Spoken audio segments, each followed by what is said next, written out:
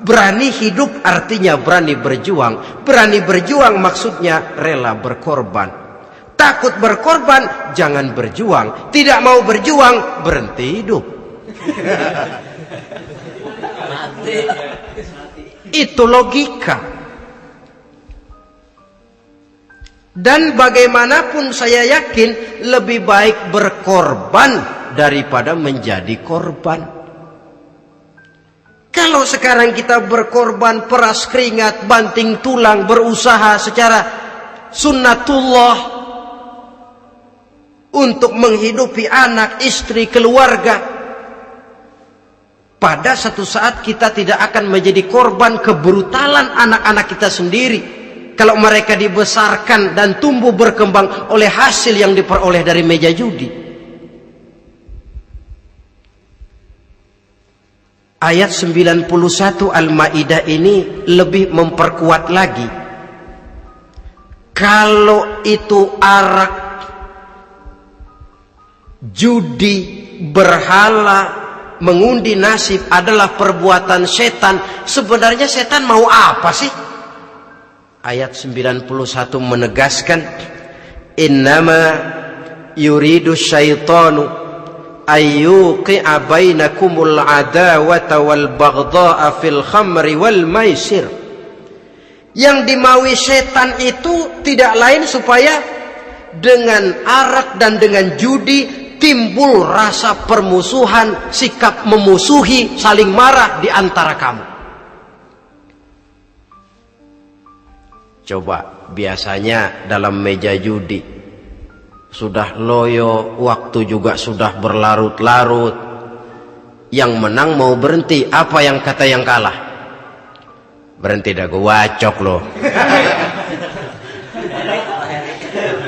Enak bener, gue lagi kalah, lo berhenti. Coba, kira-kira kapan akan selesai permainan? Akan timbul permusuhan, akan timbul rasa dendam, kesumat yang ditanamkan oleh setan. Karena memang baik arak, baik judi, baik berhala, baik mengundi nasib, itu semua permainan-permainan setan yang diberikan kepada kita untuk kita ikut andil bermain di dalamnya. Tatkala kita ikut terkena jerat setan, tertawalah mereka. Kenapa? Oh, makin banyak teman saya di neraka. Maaf, setan itu kan sudah tahu vonisnya. Ketika dulu dedengkotnya yang namanya iblis terusir dari surga, itu bikin semacam perjanjian dengan Allah. Tuhan, kenapa iblis? Gara-gara Adam saya terusir dari surga. Maka sejak saat ini Adam dan seluruh keturunannya adalah musuh bebuyutan saya. Saya akan gelincirkan mereka dari jalan. Silahkan iblis, goda mereka, tapi kau tidak akan mungkin bisa menggoda mereka kalau hamba-hambaku itu menjadi hamba yang ikhlas. Hanya hambaku yang ikhlas yang tidak mungkin kamu goda, yang lain barangkali bisa. Sejak saat itulah iblis memproklamirkan permusuhan, dan dia sudah tahu betul vonisnya neraka. Tugas dia sekarang bagaimana mengumpulkan teman sebanyak-banyaknya ke dalam neraka. Hamba Allah saja yang tidak tergelincir kepada minuman keras dan judi. Hamba Allah yang ikhlas itu bagaimana? Yang ikhlas menjadi hamba Allah dalam arti kata dan perbuatannya memang mencerminkan bahwa dia hamba Allah. Maaf,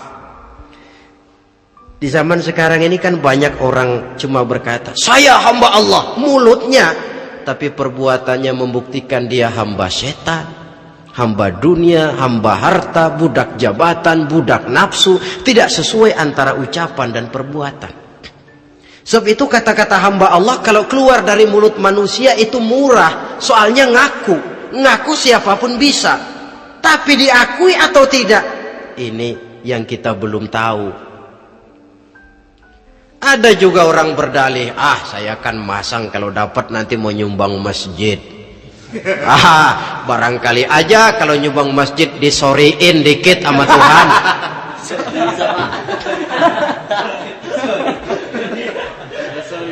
Apa bisa begitu? Saudara, kita tidak mungkin mencuci kain dengan air najis. Innallaha thayyibun, kata Nabi, la yaqbalu illa thayyiba. Allah itu baik dan hanya menerima yang baik. Bahwa dalam Islam tujuan yang baik harus dicapai dengan prosedur yang baik.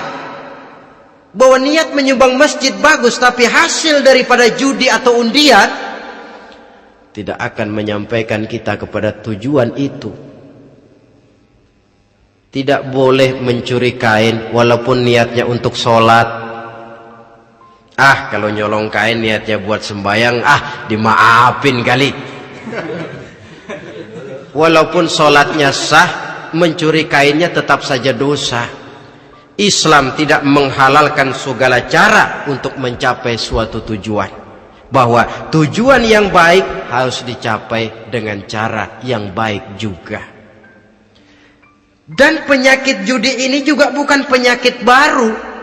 Sejak dulu masa jahiliyah, judi mereka, saya kira kalau Las Vegas, kota judi Amerika saja barangkali masih kalah dengan cara judi jahiliyah dulu. Mereka kalau sudah judi itu uang. Habis uang, ada punya tanah pasang, taruhan. Habis tanah, ada rumahnya dipasang. Apalagi yang ada? Ternak unta dipertaruhkan. Harta habis, rumah ludes, kebun binasa, ada istri juga dipasangin. Judi.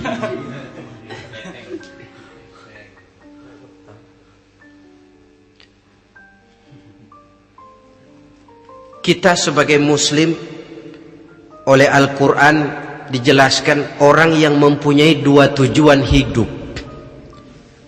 Pertama, tujuan jangka pendek. Yang kedua, tujuan jangka panjang. Tujuan jangka pendek, dunia dan seluruh isinya. Tujuan jangka panjang adalah akhirat dan ridho Allah. Ini yang terpantul dalam doa setiap kita. Rabbana atina fid dunya hasanah wa fil akhirati hasanah.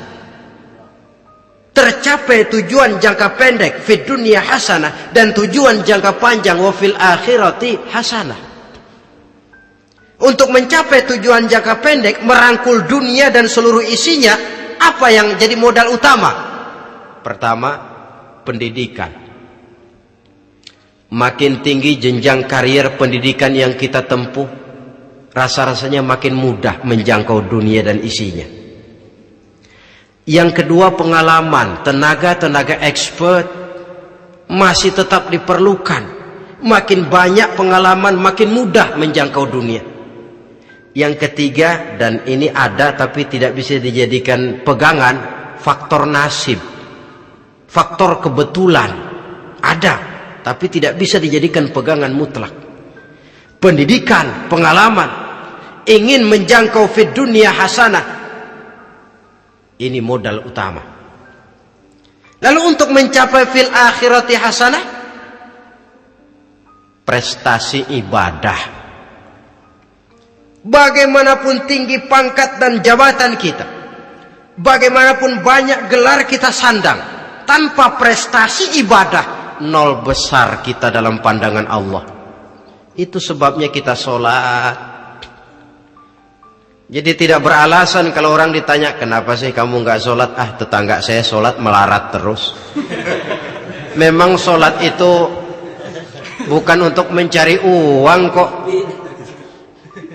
Kalau ada orang yang rajin sholat, rezekinya kelihatan lancar, itu cuma sekedar persekot.